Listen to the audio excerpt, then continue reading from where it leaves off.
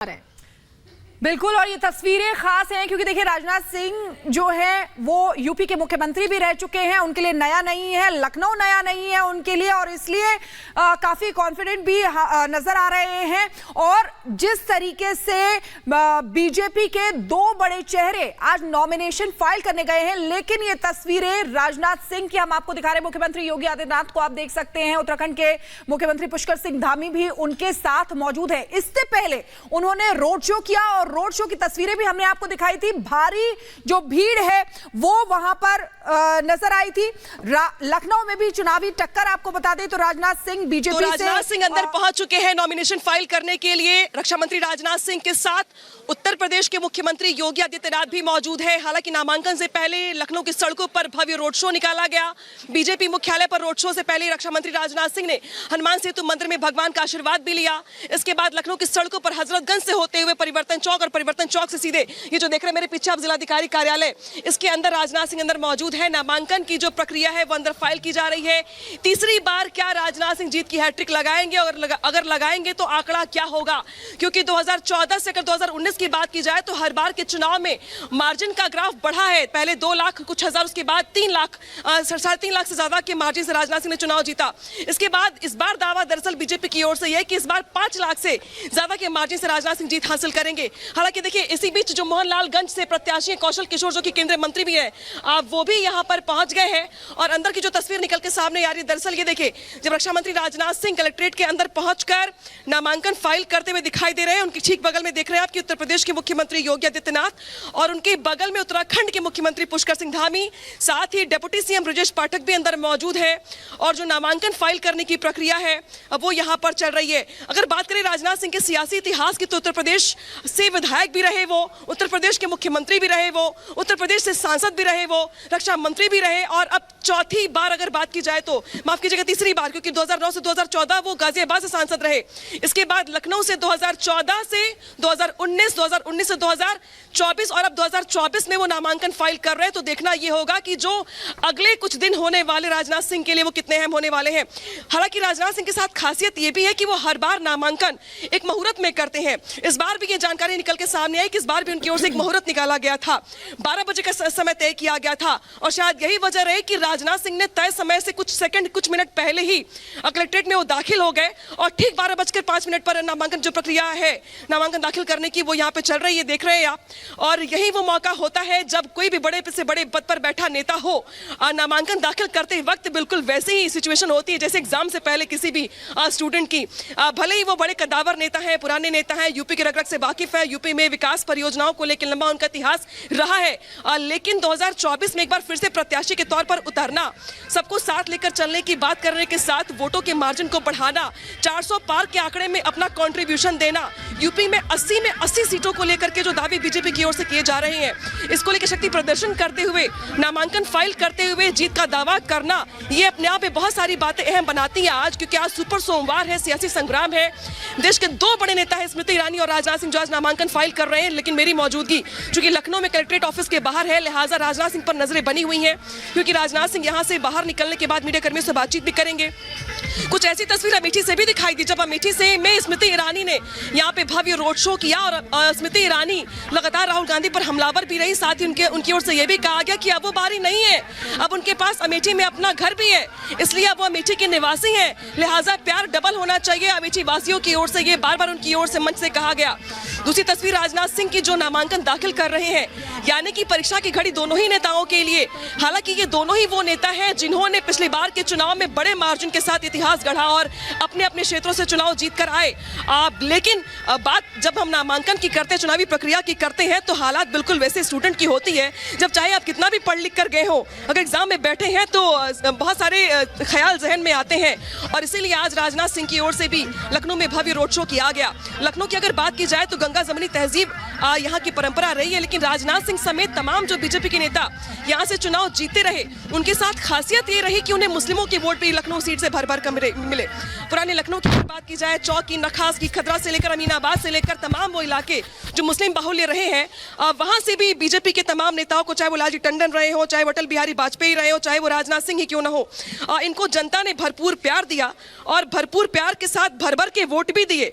और शायद यही वजह है कि राजनाथ सिंह जब लखनऊ में होते हैं लोगों के बीच में, तो जब भी जनता दरबार लगाते हैं, चाहे विकास के कामकाज को लेकर बात करते हैं, तो पूरे लखनऊ की बात करते हुए मुस्लिमों से मुलाकात भी करते हैं, उनके नेताओं से बात करते हैं, पुराने इलाकों को कैसे बेहतर किया जाए, ट्रैफिक को लेकर कैसे सुविधाएं सुदृढ़ की जाए, इसको लेकर वो बातचीत करते हैं। और शायद यही वजह कि लखनऊ में राजनाथ सिंह सर्वमान्य नेता माने जाते रहे। हालांकि लखनऊ की सीट बीजेपी के लिए कंफर्टेबल भी रही है। बीजेपी कभी इस सीट से इतिहास के पन्ने अगर खंगाल के देखें तो याद ऐसा नहीं आता कि कभी बीजेपी ने यहाँ से हार बीजेपी को मिली, शिकस्त मिली हो।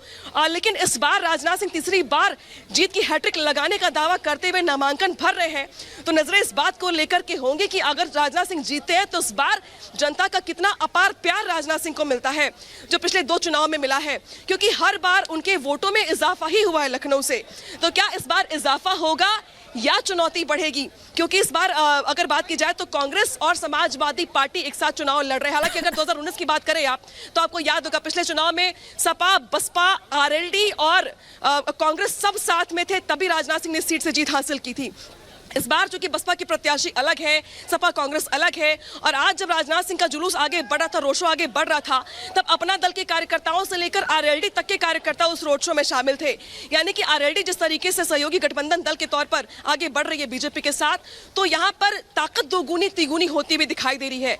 और शायद यही वजह है कि आज जो तस्वीर निकल के सामने आ रही है नामांकन को लेकर, वो बहुत अहम हो जाती है। इसी के साथ साथ जानकारी आपको ये भी दे दें कि राजनाथ सिंह के नामांकन के ठीक बाद मोहनलालगंज से कौशल किशोर वो भी यहाँ पे नामांकन करने वाले हैं।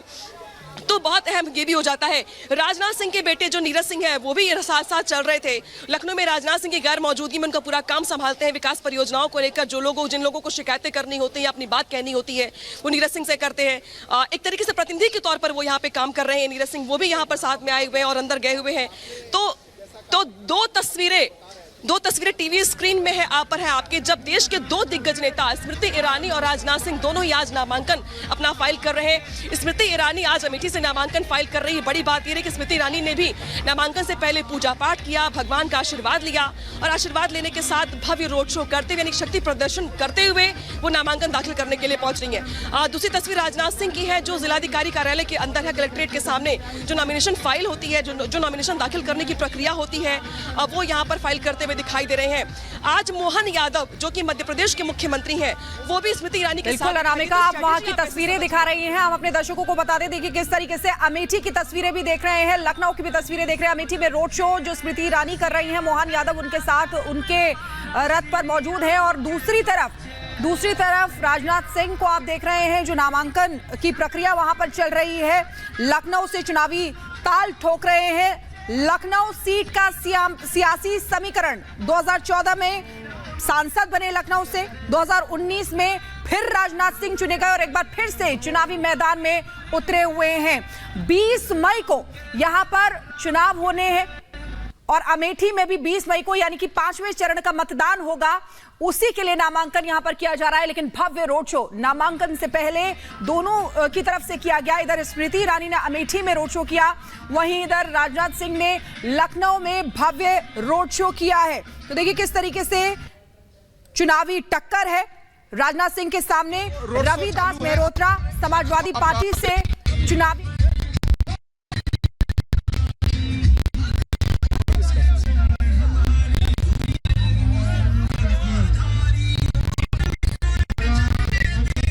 राजनाथ सिंह की